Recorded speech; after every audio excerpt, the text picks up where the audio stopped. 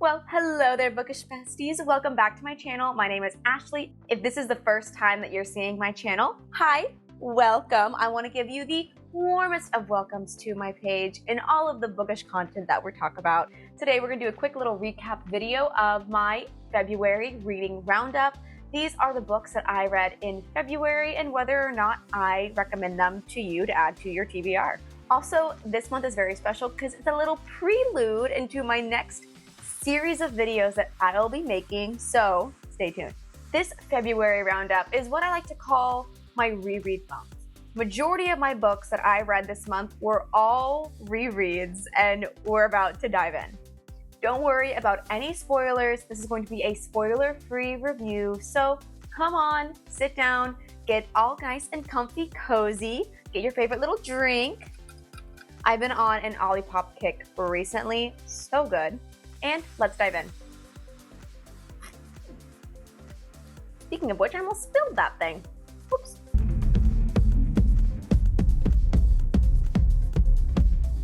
So, like I said, February was a reread month for me. Majority of these books, all but one, have been rereads for me. So let's just kick it off with Onyx Storm. Onyx Storm, guys, you already know. I read this the day it came out. I finished it in 2 days. Could have been one.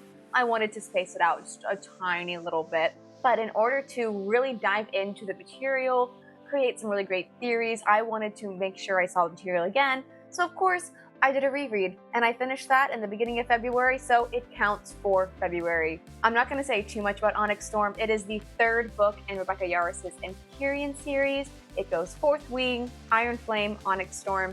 If you have not really dove into fantasy yet, if you're looking for a leeway into it, I highly recommend it. If you're in a reading slump, highly recommend it, but start with Fourth Wing. Don't start with the third one, please. All right, moving on to the only new book that I read this month. Gotta get better on that. Ashes and the Star-Cursed King. This is the second book in the Crowns of Naxia duology. So with this duology, I will say book one, amazing. You can watch my January reading roundup and you can see how much I loved the first book, Serpent and the Wings of Night. The second book didn't really grab me as much as the first one did. It was a bit of a slow start for me. I really didn't get hooked to the book until around page 300. Our female main character really took kind of half the book to find herself again after the events of the first book. So to me, it was just really hard to get through. And every time we switched POVs to the main male characters, I just felt my stomach just like drop. Like there was just this guttural feeling in me where I just felt like someone was just taking my intestines and just twisting them out, because I just felt so bad for this poor man vampire thing. And oh my gosh, it was just gut-wrenching. I truly love the main male character so much. Honestly, I think I like him more than the female main character. I think they're both so equally flawed and morally gray for their own reasons. And it dives into the decisions they make and why they make them. And yes, they're making bad decisions, but morality, at the end of the day is for a good cause, but is the decision they made worth their needs at the end? Do the wants meet the needs? Maybe that's what I'm trying to say here. Either way, it is a really great duology. I think just as I'm reading the Empyrean series, at the same time I'm reading this Crown of Naxia, like it just wasn't as good. Like I definitely enjoyed reading my Fourth Wing more than I enjoyed reading Serpent and the Wings of Night and Ashes and the Star-Cursed King. But that's my 2 cents. Please let me know in the comments below if you read these 2 books. Let me know, or I guess 2 series, what you like, what you didn't like. We'll chit-chat, we'll talk. And I am gonna go to her other sister series after a lot of my TBR, but I'm gonna get there. So the next books that I read in the month of February directly lead up to a very special project. Sounds too school-like. It sounds like I'm like a project, but campaign sounds too marketing oriented. I don't know what I'm calling it. My next series. Series. Good. I'm gonna keep that. The next round of books that I read for February all lead up to my next series where I'm going to dive into my original favorite book series, The Hunger Games. Just saying that makes me really excited. This all leads up to the release of Sunrise on the Reaping on March 18th. So of course I have to prep. This month I read Hunger Games, Catching Fire, Mockingjay, and The Ballad of Songbird and Snakes.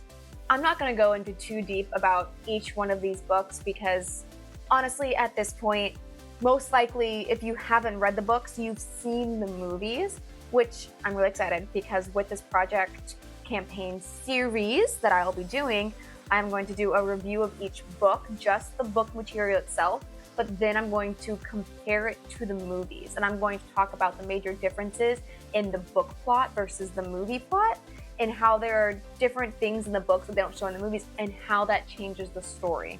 And it's really interesting because I've been watching these with my fiance. I've been going through all the movies with my fiance, and he hasn't read the original Hunger Games trilogy, but he's seen all the movies. So I'm able to sit down scene by scene and just say like, hey, do you understand the context of this? And I let him tell me his interpretation, and then I relay information from the book, and he's just the entire time like, I had no idea. That changes everything. That changes his entire thought process. And it's so interesting. So we'll dive in. I'm really excited about it. But of course, Hunger Games, not much to say if you don't already know, but in case you don't, in a very dystopian future, North America has gone to ruins. War, climate has just destroyed the earth, destroyed the people, and a new civilization has come out of the ashes. Very accurate, actually.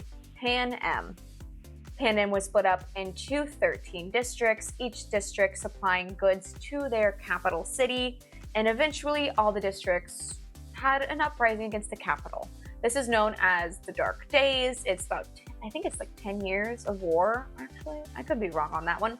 But they go into the Dark Days of wartime, and eventually the capital seizes back control, and they create this Treaty of Treason. In the Treaty of Treason, each district has to give up 2 children, a boy and a girl, ages 12 to 18, as tribute to fight to the death in an arena of their creation. It's very morbid. It's very graphic, but it's so amazing. Amazing writing, amazing storytelling, amazing characters. Suzanne Collins just puts it all out there, leaves nothing bare for us. And it's incredible. I loved it when I was 13 years old and I picked up the series for the first time, and I love it again, oh my gosh, 15 years later when I'm reading it as an adult, and I'm still picking up more cues, more things. Because when I was 13, I was reading it for love. I'm so sorry. I was reading it for the lovey, the romance, Peeta and Katniss. I was reading it for that. Now, as a 28-year-old woman, I'm seeing so many parallels and so many similarities, and actually catching on to the satire that Suzanne was meaning when she was writing these books. And I could talk forever, and trust me, you're gonna want to tune into these series. I'm so excited. I'm shaking. I'm so excited. I'm texting one of my best friends. We became besties freshman year of high school when we discovered our love for Hunger Games. And then here we are 14 years later, and I'm still texting her all these things I'm discovering about the Hunger Games. Nothing has changed. We're gonna dive in. I don't want to spoil and go too much into Catching Fire, Mockingjay, or Ballad, but I am going to go and do book reviews of every single one of those, just because spoils of those kind of spoils the original Hunger Games material. But those are all the books that I read in the month of February. It was very much a research month, and I'm very excited to be bringing out this series for you guys. So stay tuned. Like I said, this video was super quick, super snappy. Let's just get right to the point and let's move right on. I'd love to know what was on your February TBR. What did you read last month? What's your roundup? Anything that I should add to mine? I have not read a romance in a very hot minute, so please list any romance recommendations you have below. I finished The Local Woman Missing back in January, and I'm still thinking about that thriller, and I do want to dive into more thrillers, so drop some thriller ideas down below. I love me some dystopian fantasy. I love me some love triangles. I love all of that. I want to talk recommendations. These are my 5 from the month. Let me know what yours are. If you're loving this content, please let me know by liking, commenting, sharing this video with your friends. I'm so thankful to be able to talk to you guys about this, and have a safe space for book lovers, just in general, who just want to yap. We're all yappers. I just like to talk, and I like to talk to you guys, so chat with me. And on that note, let's dive into March. Let's see what March has to bring. Of course, I am gonna read Sunrise on the Reaping in March. That's already on my literally #1 book I'm gonna read next month. We'll see if I take a day off of work to do that. Stay tuned. And as always, y'all, happy reading!